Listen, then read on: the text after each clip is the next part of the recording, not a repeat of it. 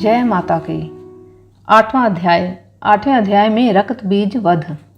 ऋषि बोले, चंड और मुंड नामक दैत्यों के मारे जाने तथा बहुत सी सेना का संहार हो जाने पर दैत्यों के राजा प्रतापी शुंभ के मन में बड़ा क्रोध हुआ और उसने दैत्यों का संपूर्ण सेना को युद्ध के लिए प्रस्थान करने की आज्ञा दी। वह बोला, आज उदायुध नाम के 86 दैत्य सेनापति अपनी सेनाओं के साथ युद्ध के लिए कूच करें। कंबू नाम वाले दैत्यों के 84 सेना नायक अपने बलाबल के साथ यात्रा करें। 50 कोटि वीर्य कुल के और 100 धौमर कुल के असुर सेनापति मेरी आज्ञा से सेना सहित कूच करें। कालक, द्वाहार्द, मौर्य और काल के असुर भी युद्ध के लिए तैयार होकर मेरी आज्ञा से तुरंत प्रस्थान करें। भयानक शासन करने वाला असुर राज शुंभ इस प्रकार आज्ञा देकर सहस्त्रों बड़ी बड़ी सेनाओं के साथ युद्ध करने के लिए चला। उसकी अत्यंत भयंकर सेना आती देख चंडिका ने अपने धनुष की टंकार से पृथ्वी और आकाश के बीच का भाग गुंजा दिया। राजन, तब देवी के सिंह ने भी बड़े जोर जोर से दहाड़ना आरंभ किया। फिर अंबिका ने अपने घंटे के शब्द से उस ध्वनि को और भी बढ़ा दिया। धनुष की टंकार, सिंह की दहाड़ और घंटे की ध्वनि से संपूर्ण दिशाएं गूंज उठी। उस भयंकर शब्द से काली ने अपने विकराल मुख को और भी बढ़ा लिया और इस प्रकार वे विजयिनी हुई। उस तुमुल नाद को सुनकर दैत्यों की सेनाओं ने चारों ओर से आकर चंडिका देवी, सिंह तथा काली देवी को क्रोधपूर्वक घेर लिया। राजन, इसी बीच में असुरों के विनाश तथा देवताओं के अभ्युदय के लिए ब्रह्मा, शिव, कार्तिकेय, विष्णु तथा इंद्र आदि देवों की शक्तियां जो अत्यंत पराक्रम और बल से संपन्न थीं, उनके शरीरों से निकलकर उन्हीं के रूप में चंडिका देवी के पास गई। जिस देवता का जैसा रूप, जैसी वेशभूषा और जैसा वाहन है, ठीक वैसे ही साधनों से संपन्न हो उसकी शक्ति असुरों से युद्ध करने के लिए आई। सबसे पहले हंसयुक्त विमान पर बैठी हुई अक्षसूत्र और कमंडलों से सुशोभित ब्रह्मा जी की शक्ति उपस्थित हुई, जिसे ब्रह्मानी कहते हैं। महादेव जी की शक्ति वृषभ पर आरूढ़ हो हाथों में श्रेष्ठ त्रिशूल धारण किए, महानाग का कंकन पहने, मस्तक में चंद्र रेखा से विभूषित होकर वहां आ पहुंची। कार्तिकेय जी की शक्ति रूपा जगदम्बिका उन्हीं का रूप धारण किए श्रेष्ठ मयूर पर आरूढ़ होकर हाथ में शक्ति लिए दैत्यों से युद्ध करने के लिए आई। इसी प्रकार भगवान विष्णु की शक्ति गरुड़ पर विराजमान हो शंख, चक्र, गदा, सारंग, खड्ग हाथ में लिए वहां आई। अनुपम यज्ञवाराह का रूप धारण करने वाले श्री हरि की जो शक्ति है, वह भी वाराह श्री धारण करके वहां उपस्थित हुई। नारसिंह शक्ति भी नरसिंह के समान शरीर धारण करके वहां आई। उसके गर्दन के बालों के झटके से आकाश के तारे बिखर जा रहे थे। इसी प्रकार इंद्र की शक्ति वज्र हाथ में लिए गजराज ऐरावत पर बैठकर आई। उसके भी सहस्त्र नेत्र थे। इंद्र का जैसा रूप है वैसा ही उसका भी था।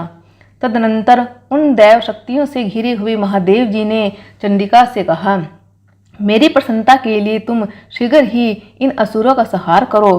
तब देवी के शरीर से अत्यंत भयानक और परम उग्र चंडिका शक्ति प्रकट हुई, जो सैकड़ों गीदड़ियों की भांति आवाज करने लगी। उस अपराजिता देवी ने धूमिल जटा वाले महादेव जी से कहा, भगवान, आप शुंभ निशुंभ के पास दूत बनकर जाइए और उन अत्यंत गर्वीले दानव शुंभ और निशुंभ दोनों से कहिए, साथ ही उनके अतिरिक्त भी जो दानव युद्ध के लिए वहां उपस्थित हों, उनको भी यह संदेश दीजिए, दैत्यों, यदि तुम जीवित रहना चाहते हो तो पाताल को लौट जाओ। इंद्र को त्रिलोकी का राज्य मिल जाए और देवता यज्ञ भाग का उपभोग करें। यदि बल के अभिमान में आकर तुम युद्ध की अभिलाषा रखते हो तो आओ, मेरी योगिनियां तुम्हारे कच्चे मांस से तृप्त हों। चूंकि उस देवी ने भगवान शिव को दूत के कार्य में नियुक्त किया था, इसलिए वह शिवदूती के नाम से संसार में प्रसिद्ध हुई। वे महादैत्य भी भगवान शिव के मुख से देवी के वचन सुनकर क्रोध से भर गए और जहाँ कात्यायनी विराजमान थी उस ओर बढ़े। तदनंतर वे दैत्य अमरस में भरकर पहले ही देवी के ऊपर बाण, शक्ति और सृष्टि आदि अस्त्रों की वर्षा करने लगे। तब देवी ने भी खेल खेल में ही धनुष की टंकार की और उससे छोड़े हुए बड़े बड़े बाणों द्वारा दैत्यों के चलाए हुए बाण, शूल, शक्ति और फरसों को काट डाला। फिर काली उनके आगे होकर शत्रुओं को शूल के प्रहार से विदीर्ण करने लगी और खटवांग से उनका कुचुम्बन निकालते हुए रणभूमि में विचरने लगी।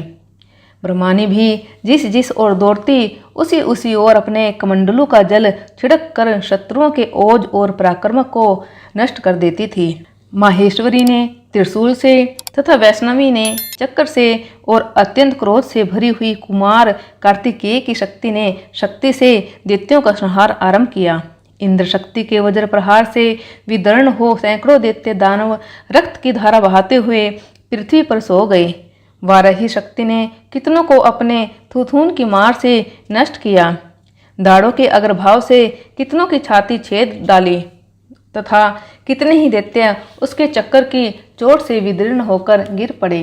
नरसिंह भी दूसरे महादैत्यों को अपने नखों से विदीर्ण करके खाती और सिंहनाद से दिशाओं एवं आकाश को गुंजाती हुई युद्ध क्षेत्र में विचरने लगी। कितने ही असुर शिवदूती के प्रचंड अट्टहास से भयभीत हो पृथ्वी पर गिर पड़े और गिरने पर उन्हें शिवदूती ने उस समय अपना ग्रास बना लिया। इस प्रकार क्रोध से भरे हुए मातृगणों को नाना प्रकार के उपाय से बड़े बड़े असुरों का मर्दन करते देख दैत्य सैनिक भाग खड़े हुए। मातृगणों से पीड़ित दैत्यों को युद्ध से भागते देख रक्तबीज नामक महादैत्य क्रोध से भरकर युद्ध करने के लिए आया। उसके शरीर से जब रक्त की बूंद पृथ्वी पर गिरती तब उसी के समान शक्तिशाली एक दूसरा महादैत्य पृथ्वी पर उत्पन्न हो जाता। महाअसुर रक्तबीज हाथ में गदा लेकर इंद्र शक्ति के साथ युद्ध करने लगा। तब इंद्री ने अपने वज्र से रक्तबीज को मारा। वज्र से घायल होने पर उसके शरीर से बहुत सा रक्त टपकने लगा। उसके शरीर से रक्त की जितनी बूंदें गिरी उतने ही राक्षस उत्पन्न हो गए। वे सब रक्तबीज के समान ही वीर्यवान, बलवान तथा पराक्रमी थे। रक्त से उत्पन्न होने वाले वे राक्षस भी अत्यंत भयंकर अस्त्रों शस्त्रों का प्रहार करते हुए वहां मातृगणों के साथ घोर युद्ध करने लगे। पुनः वज्र के प्रहार से जब रक्तबीज का मस्तक घायल हुआ तब रक्त बहने लगा और उससे हजारों राक्षस उत्पन्न हो गए। वैष्णवी ने युद्ध में रक्तबीज पर चक्र का प्रहार किया तथा इंद्री ने उस दैत्य सेनापति को गदा से चोट पहुंचाई।